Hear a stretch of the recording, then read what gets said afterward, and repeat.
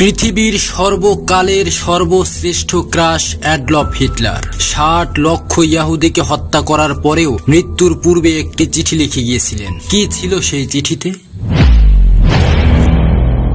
কেন তিনি মৃত্যু নিশ্চিত জেনেও তার একমাত্র বান্ধবী ইভা ব্রাউনকে মৃত্যুর ২৪ ঘন্টা পূর্বে বিয়ে করেছিলেন? প্রথম বিশ্বযুদ্ধের পর জার্মানিকে পুনর্গঠন করে বিশ্বমঞ্চে যার নায়ক হওয়ার কথা, কিভাবে তিনি হয়ে উঠেছিলেন দ্বিতীয় বিশ্বযুদ্ধের প্রধান খেলোয়াড়? অ্যাডলফ হিটলার, ইহুদি নিধন ও দ্বিতীয় বিশ্বযুদ্ধ নিয়ে অজানা আরও তথ্য জানতে ভিডিওটি শেষ পর্যন্ত দেখতে থাকুন। অ্যাডলফ হিটলার, অনেকের চোখে তিনি হিরো, আবার অনেকের চোখে তিনি ভিলেন। তার জন্ম হয়েছিল 1889 সালের 20 এপ্রিল অস্ট্রিয়ার ব্যাভেরিয়ার মাঝামাঝি ব্রানাউ নামে এক আধা গ্রামে। ছোটবেলা থেকেই হিটলার ছিলেন একগুঁয়ে, জেদি আর রকচটা। সামান্য কারণেই তিনি রেগে উঠতেন, অকারণে শিক্ষকদের সাথে তর্ক করতেন, এমনকি আক্রমণ করতেন। প্রথম জীবনে স্কুলে ভর্তি হয়েছিলেন, কিন্তু কয়েক মাস পর অর্থের অভাবে স্কুল ছেড়ে দিতে হয়। পড়াশোনার চেয়ে তিনি ছবি আঁকতে বেশি পছন্দ করতেন। মা মারা যাওয়ার পর সংসারের সব বন্ধন ছিন্ন হয়ে যাওয়ায় ভাগ্য অন্বেষণে ভিয়েনাতে চলে যান হিটলার।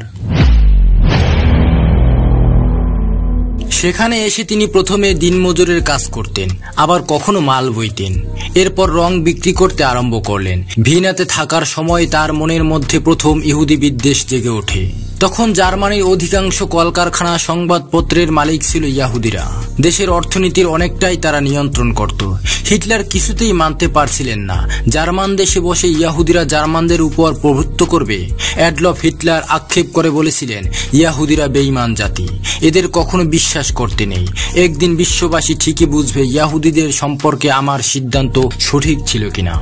1912 সাল হিটলার ভিয়েনা ছেড়ে চলে এলেন জার্মানির মিউনিখে।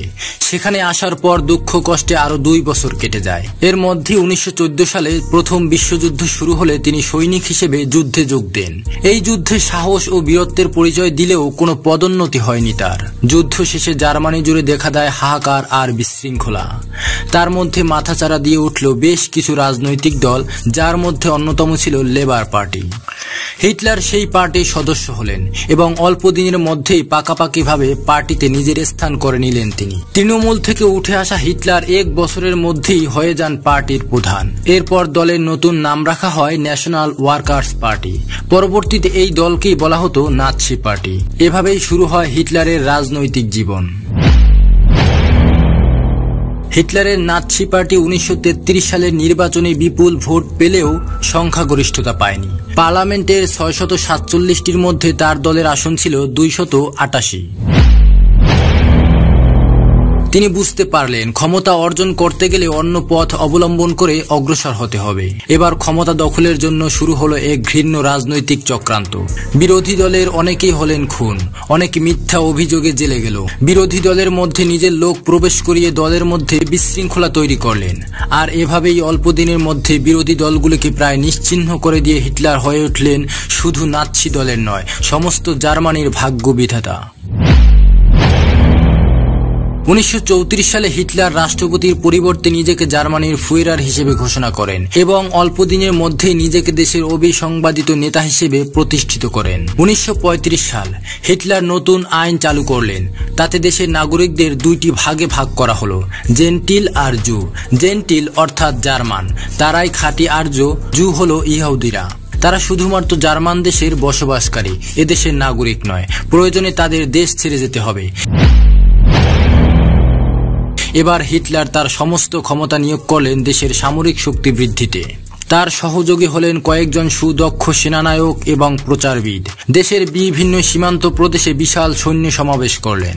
বিশ্বজয়ের স্বপ্নে মত্ত হয়ে 1939 সালের 1 সেপ্টেম্বর হিটলারের নাৎসি বাহিনী তার পার্শ্ববর্তী দেশ পোল্যান্ডকে আক্রমণ করে বসে। আর সেদিন থেকেই শুরু হয়ে যায় দ্বিতীয় বিশ্বযুদ্ধ।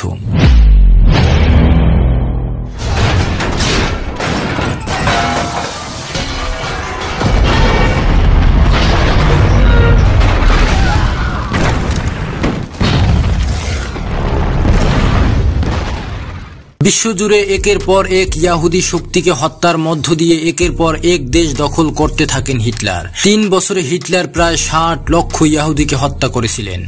সেই সাথে পোল্যান্ড, নরওয়ে এবং ডেনমার্ক সহ ইউরোপের অধিকাংশ দেশ হিটলারের বাহিনীর দখলে চলে যায়। এমনকি বর্তমান বিশ্বের অন্যতম পরাশক্তি ফ্রান্সও হিটলারের কাছে পরাজিত হয়েছিল। হিটলারের বাহিনী এসব দেশ থেকে ইয়াহুদিদেরকে ধরে নিয়ে নৃশংসভাবে হত্যা করত।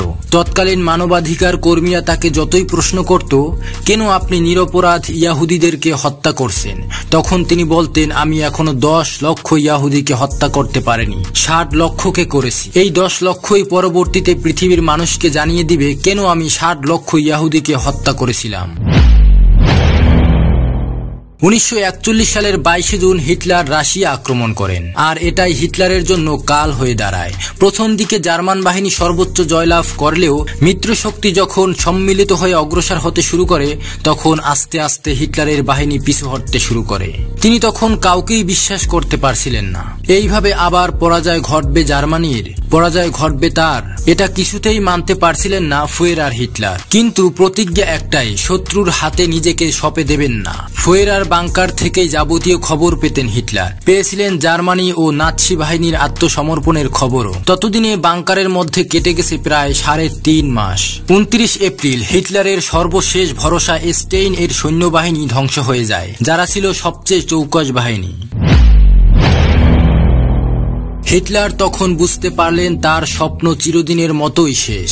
বার্লিনের উপকণ্ঠে রুশ বাহিনীর কামানের শব্দ শোনা যাচ্ছে। এই পরিস্থিতিতে হিটলার তার সঙ্গিনী ইভা ব্রাউনকে বার্লিন ছেড়ে চলে যাওয়ার প্রস্তাব দেন এবং তাকে ভুলে যেতে বলেন, কিন্তু ইভা সেই প্রস্তাব গ্রহণ করেননি। রেড আর্মি আসার আগেই হিটলার তার দীর্ঘদিনের সঙ্গী ইভা ব্রাউনকে বিয়ে করেন। 30 এপ্রিল মৃত্যুর ঠিক কয়েক ঘন্টা পূর্বে হিটলার ঠান্ডা মাথায় 2টি চিঠি লেখেন। একটি চিঠিতে তার সকল কর্মকাণ্ডের জন্য ইয়াহুদিদেরকে দায়ী করেন, আর অন্যটিতে নিজের সকল সম্পত্তি তার পার্টিকে দান করে যান। ওই দিন বিকেল 3:30টার দিকে তিনি বাংকার থেকে 500 মিটার দূরে গিয়ে তার একান্ত সহযোগীদের সাথে শেষবারের মতো দেখা করে এলেন। এ সময় তিনি তার সহযোগীদের বললেন, মৃত্যুর পর যেন তার লাশ এমন ভাবে পোড়ানো হয় যে তার দেহের এক টুকরো অংশ যেন শত্রুদের হাতে না পড়ে। এর কিছুক্ষণ পরেই গুলির শব্দ শোনা যায়। হিটলার নিজেই পিস্তল দিয়ে আত্মহত্যা করলেন। সেই সাথে তার সদ্য বিবাহিত স্ত্রী ইভাও সায়ানাইড ট্যাবলেট খেলেন। পূর্ব নির্দেশ অনুযায়ী দেহ দুটোয় পেট্রোল ঢেলে জ্বালিয়ে দেওয়া হয়, যাতে কোনো চিহ্ন না থাকে। শেষ হয় পৃথিবীর ইতিহাসে অন্যতম নৃশংস এক ব্যক্তির কাহিনী। পরবর্তীতে সেই বাংকার থেকেই দুজনের দগ্ধ মৃতদেহ উদ্ধার করা হয়। হিটলারের মুখের নিচের চোয়াল ছাড়া আর কোনো অংশই অটুট ছিল না। আদৌ হিটলার মারা গিয়েছিলেন কিনা তা নিয়েও তর্ক উঠেছিল বিস্তর। কারণ সেই সময় হিটলারের মতো দেখতে আরো বহু মানুষ তার আশেপাশে থাকত। সেরকমই কি কারোর দেহ পাওয়া যায় ফুয়েরার বাংকার থেকে? সত্যি কি পালিয়ে গিয়েছিল হিটলার? পরবর্তী ভিডিও আপলোড হবার সাথে সাথে দেখতে চাইলে বেল আইকনটি অন করে রাখুন। এই ভিডিওটি ভালো লাগলে লাইক করুন, বন্ধুদের সাথে শেয়ার করুন।